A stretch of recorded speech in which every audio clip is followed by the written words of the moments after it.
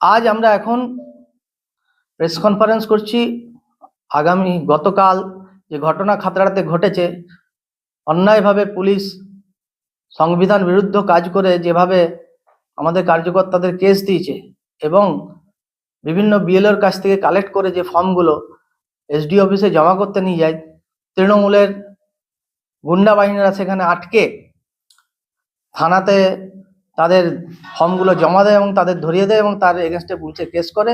আজকে সকালে তাদের কোর্টে তোলা হয়। কোর্ট সম্পূর্ণভাবে বেআইনি, এদের কেস দেওয়া যাবে না বলে ওদের জামিন দিয়েছে।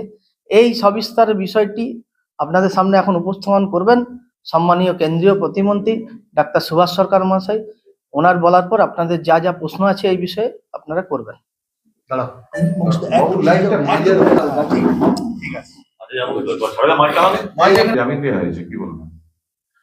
জামিন তো দিতেই হবে, তার কারণ যেভাবে তৃণমূলের সমস্ত হারমাত গুন্ডারা তারা যে কাগজগুলো ফর্ম 7 নির্বাচন কমিশনের কাছে পৌঁছানোর কথা থ্রু ইআরও সেইগুলোকে লুট করলো এবং গুন্ডামি করে আমাদের যারা বিএলএ 1 তাকে ধরে নিয়ে থানায় চলে গেল।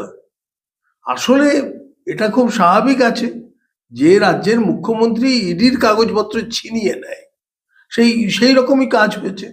যে কাগজপত্রটা ইলেকশন কমিশনের কাছে পৌঁছানোর কথা সেই কাগজপত্রটা রাজ্য সরকার থানায় বাজেয়াপ্ত করে দিল। এটা একেবারে সাংবিধানিক দিক থেকে অন্যায়।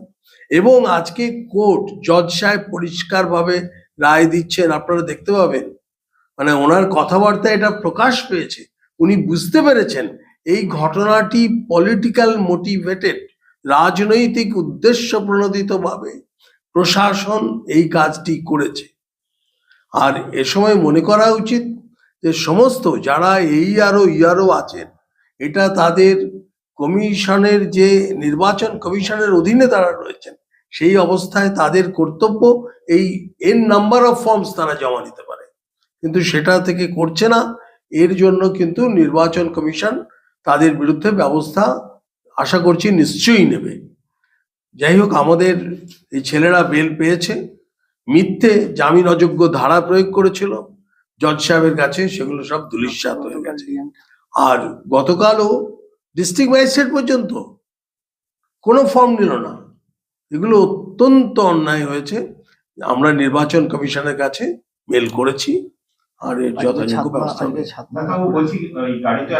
আমরা অবশ্যই বলেছি গাড়ি তো আমাদের ফেরত পেতেই হবে, আর ফর্মও আমরা বলেছি ফর্ম আমাদের দিতে হবে। তার জন্য কোর্টে অ্যাপ্লিকেশন করা হয়েছে, সমস্ত কিছু করা হয়েছে।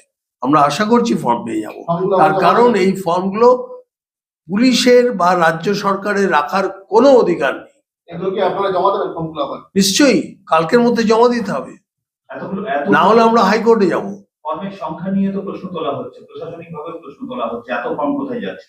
প্রশ্ন এত ফর্মই তো যাবে, তার কারণ বিএলওদেরকে নানানভাবে বিভ্রান্ত করিয়ে, আর সেখানে বলেছে একজন 10টি করে ফর্ম জমা দিতে পারবে। এখন এটা যদি হয়ে যায় তাহলে তো আমাদের এত যে সংখ্যক ফর্ম আছে, ফর্ম জমা দেওয়া যাবে না 15 তারিখের মধ্যে। কিন্তু ওখানেই আইনে পরিষ্কার বলা আছে যে ইআরও তারা এন নাম্বার অফ ফর্মস জমা নিতে পারে। বাকি বিষয়টা নির্বাচন কমিশন দেখবে। 7 নম্বর ফর্মটা আপত্তির ফর্ম। তৃণমূল কংগ্রেস দাবি করছে এই ফর্ম অ্যাপ্লাই করে তৃণমূলের বেশ কিছু কর্মী এবং বৈধ প্রার্থীদের বাদ দেওয়ার চেষ্টা করছে বিজেপি। অসম্ভব, আমরা কেন তা করতে যাব? আর বিজেপি তো বাদ দেওয়ার মালিক নয়, বাদ দেবে তো নির্বাচন কমিশন,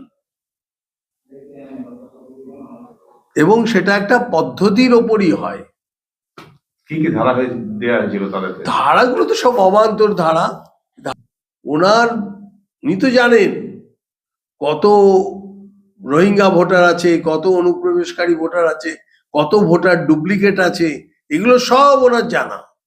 আর সেই জানা বলেই উনি তড়িঘড়ি প্রেস করেছেন, সেই জানা বলেই ওনার পুলিশের জাল বিছিয়ে রেখেছেন। কোথায় বিজেপির কার্যকর্তারা, কোথায় বিজেপির বিএলএ 1 ফর্ম নিয়ে যাচ্ছে, এগুলো পুলিশের সিআইডি সব খবর রেখেছে।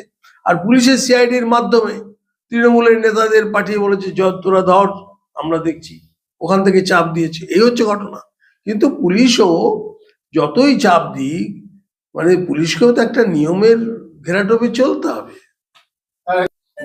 দুঃখভঞ্জন সৎপতি, ঠিক লালটু নাকি, লালটু ডাক। হ্যাঁ? আরে প্রবীর ঘোষ, দুঃখভঞ্জন সৎপতি, আরেকজনের মানে ওরফে লালটু। বিজেপি কোনো পদে রয়েছে? হ্যাঁ আছে তো, দুঃখভঞ্জন সৎপতি BLA 1, শরদেন্দু পাত্র আরেকটা। শরদিন্দু পাত্র, লালটু। শরদিন্দু পাত্র, যার নাম লালটু। প্রবীর ঘোষ এবং দুঃখভঞ্জন দুঃখভঞ্জন সৎপতি। কালকে যখন তৃণমূল কর্মীরা এদেরকে একজন তো ছুটতে ছুটতে পালিয়ে হাঁপাচ্ছে, তারপরে তাকে গিয়ে পিরোর গাড়ির মোড়ে ধরেছে। সে তো অবশ্যই আমরা হাইকোর্ট থেকেও লয়ারের সঙ্গে যোগাযোগ রেখেছিলাম, ছাত্রা ভিডিও এখন নেয়নি, আর ছাতনা ভিডিও নেয়নি এখন। বাঁকুড়া ভিডিও নিচ্ছে না এখন।